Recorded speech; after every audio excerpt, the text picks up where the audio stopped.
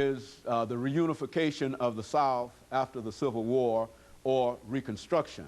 And of course, we're talking to the professor of history at Fisk University, Dr. Revis Mitchell. And of course, Dr. Mitchell, we promised that during the second segment we would allow you to talk about African-American political participation during this period and how Africans became involved in the whole political process and the influence of their involvement during the time. Well, the beginning is the 13th Amendment, which frees the slaves. And one of the sort of misnomers of history, Lincoln issued a proclamation of emancipation, but it really freed no slaves. The proclamation was aimed at those southern states. It was a more war measure. It said if they didn't cease fighting, their slaves would be free. But none of the South coalesced to his demands. So slavery continued to the end of the war. It was an act of Congress, the 13th Amendment, which freed the slaves. Again, it's the radical Republicans. And as wonderful an act as freeing the slaves was, it was also a way of saying to the South that these people who you've held, these people who much of your economy is based upon, and slavery was an economic activity, are now free. The 14th Amendment will make them citizens of the United States. And then amendments follow, the 15th and whatever, and they're given the vote. Again, as wonderful as the act was, as marvelous as it was, it's also a continuation of that struggle between the North and the South. Suddenly, this Congress, still seen as Northern because the Southern states have been reconstructed, goes in and provides the vote. It puts together a whole new electorate in the South, a large population, which for a brief period of time, the late 1860s, will control the Southern vote. So once you have Reconstruction and blacks are allowed to vote, the Dunning School of Historians, we then describes it as black Reconstruction. Very good. The blackness is the fact that some few blacks hold office, never a majority. One interesting political point, though, once black people have the vote, once those former slaves and many of those free blacks who were never slaves have the vote, they aren't terribly punitive. We don't find during black Reconstruction blacks demanding any punishment of the South. The federal Congress would disenfranchise those Confederate leaders who were wealthy, those who were leaders in the Southern governments. They would be in prison. But it wasn't acts of black legislatures. It would, in fact, throughout the South, during black Reconstruction, you really find a time when black members of state legislatures, black members of city councils and all, will reestablish and rebuild the South.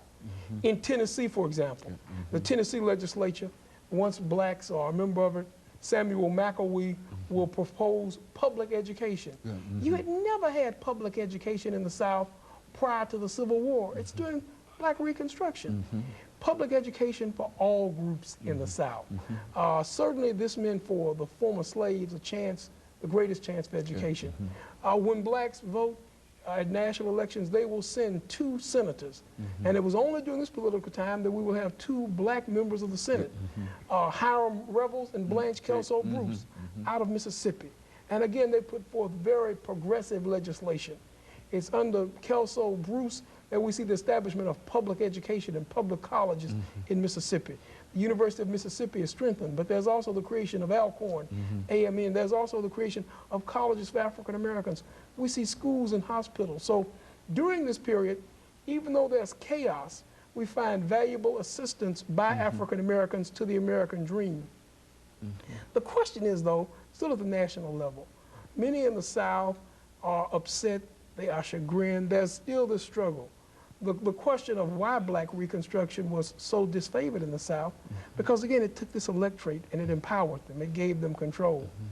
When after Lincoln's unfortunate assassination, a second president, Andrew Johnson from Tennessee, comes to power. Andrew Johnson also is no friend of the African American. He's not pro support for African Americans. He is pro, however, in supporting the Northern viewpoint. He's pro-union, which is not synonymous with being pro-African American. Andrew Johnson once stated he wished he could relieve the drudgery of every white family by providing them with free slaves. So that's not a man who's pro-African American, but he is pro-union. He follows Lincoln's situation. He follows Lincoln's demand.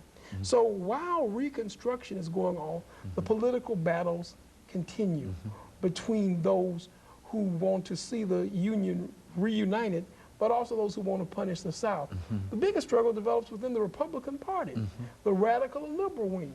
And what they're most radical about is the treatment of the South. In this, though, the nation moves for 20 years and there's a struggle. Eventually, there'll be a compromise.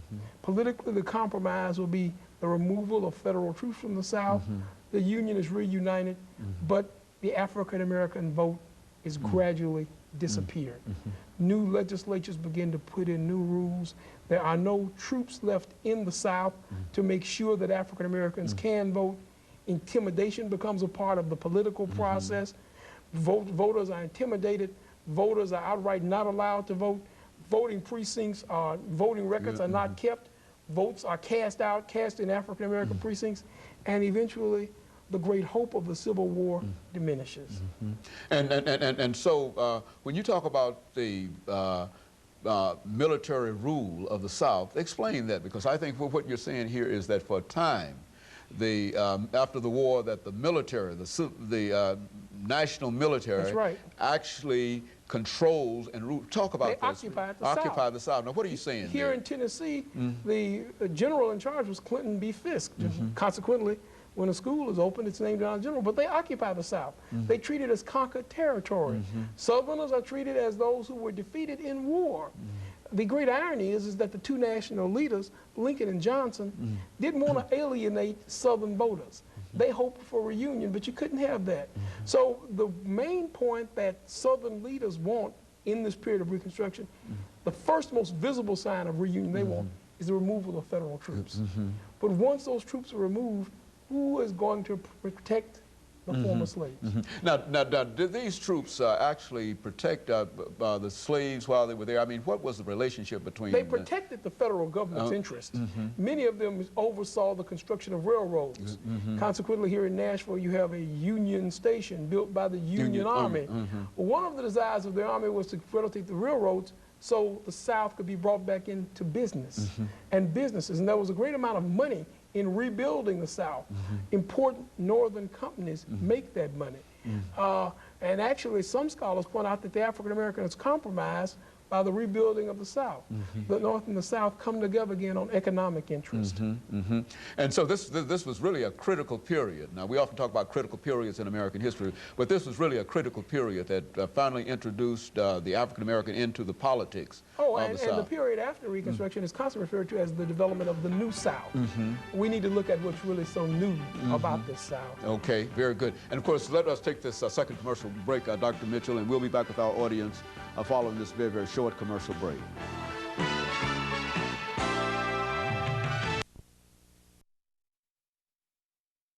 The topic is the